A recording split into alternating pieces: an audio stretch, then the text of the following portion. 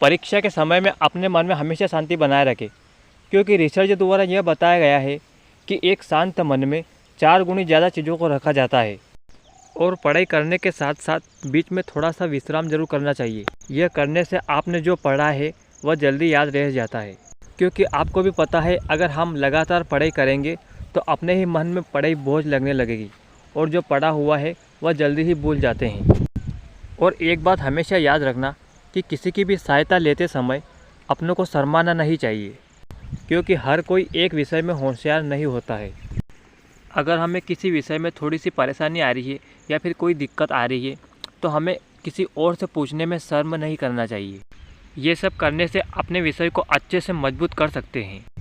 अगर हम शर्माएंगे तो वहाँ हम विषय को अच्छे से याद नहीं कर पाएंगे और दिमाग में परीक्षा के समय वही दुविधा पैदा कर सकती है।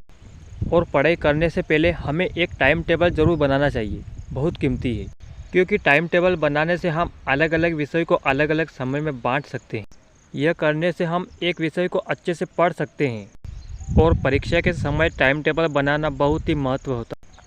अगर हमें अव्वल नंबर लाना है तो पढ़ाई को इंटरेस्ट के साथ पढ़ना चाहिए, उसमें मन लगाकर पढ़ाई करनी चाहिए।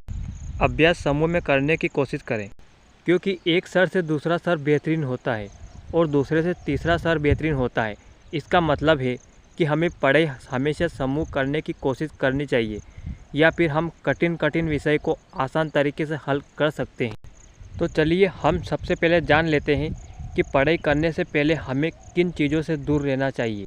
पहला पॉइंट है कि हमें पढ़ाई करते समय मोबाइल का बिल्कुल भी यूज़ ना करना चाहिए, क्योंकि मोबाइल एक ऐसी चीज़ है जो पूरी दुनिया इसके पीछे दीवानी है, क्योंकि लोग रोटी खाना छोड़ देते हैं इसके लिए। अब मेरे को पता है कि बहुत लोगों के मन में ये क्वेश्चन उठ रहा है कि क्या बोल रहे हैं, मोबाइल तो छूटता ही नहीं, भले पढ़ाई छूट जाती है लेकिन मोबाइल नहीं। ऐसा नहीं बोल रहा कि आप हमेशा के लिए मोबाइल छोड़ दो, चलाओ, लेकिन समय से चलाओगे तो अच्छा लगेगा, बढ़िया लगेगा। तो चलिए ये तो हो गया हमारा पहला पॉइंट, क्योंकि मेन बातें आपको बता देता हूँ क्योंकि वीडियो काफ़ी लंबी हो जाएगी। दूसरा पॉइंट है कि पढ़ाई करते समय हमारा ध्यान इधर उधर नहीं भटकना चाहिए, केवल पढ़ाई में ही ध्यान होना चाहिए।